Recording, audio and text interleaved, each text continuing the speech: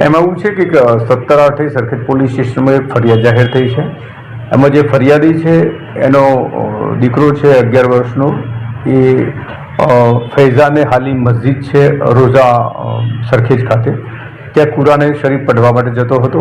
તો ત્યાં કુરાને શરીફ પઢવાની કામગીરી કર્યા પછી એના જે ભણાવનાર હતા નૂર હસન મોહમ્મદ ઇબ્રાહીમ હજરત, એને પછી રોકી દેતા અને એની સાથે સૃષ્ટિ વિરુદ્ધનું કાર્ય કરતા હતા।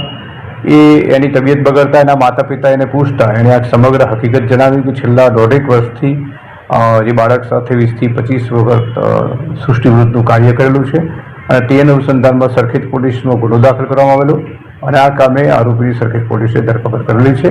તપાસ હાલમાં ચાલુ છે। સર, ત્યાં બીજા બાળકો પણ આવતા હશે, એમાં આ જ બાળકની પસંદગી આને કેમ કર્યું કે કીધું છે? અત્યારે તપાસ ચાલુ છે અને સરખેજ પોલીસ દ્વારા આરોપીની રિમાન્ડ એટલા માટે જ લેવાની છે કે એણે આના સિવાય બીજા કોઈ બાળકો સાથે પણ આવું કોઈ કૃત્ય નથી કર્યું ને એ જાણવા માટે એ સિવાય પૂછપરછ ચાલુ છે, જે હશે ધ્યાન ઉપર આવી જશે। સર, મૌલાનાનું બેકગ્રાઉન્ડ કેટલા સમયથી ત્યાં હતું? બાળક સાથે ઘણા સમયથી એને આ કૃત્ય કરી નાખ્યું, બહાર કેવી રીતના આવ્યું?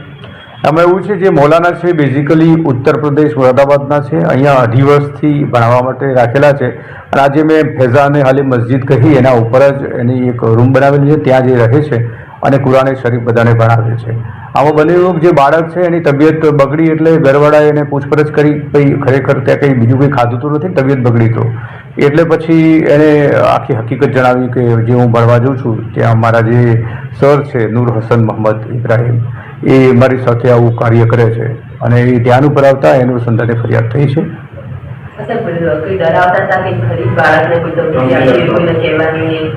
હા, એ આવું કૃત્ય કર્યા પછી કહેતા કે જો તું કહીશ તો હું તને તારા ઘરે ફરિયાદ કરીશ, તારી ભણવામાં નથી બરાબર ને એ રીતે એવું ધમકી આપતા હતા, જેથી બાળકે 11 વર્ષનો નાનો બાળક છે એટલે બેશક છે કે ગભરાઈ ગયેલો, જેના કારણે સરેન્ડર થયેલો હતો।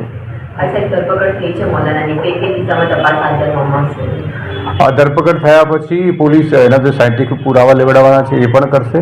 એ સાથે સાથે એ ત્યાં વધુ બાળકો આવે છે ભણવા માટે તો એની પૂછપરછ કરવામાં આવશે કે ભાઈ આના સિવાય બીજા કોઈ સાથે કૃત્ય કર્યું છે કે કેમ, અને એ સિવાય એની કોઈ બીજા કોઈ ગુનાહિત હિસ્ટ્રી કે જે રેકોર્ડ ઉપર આવેલ ન હોય તે બાબતે પણ પૂછપરછ કરવામાં આવશે।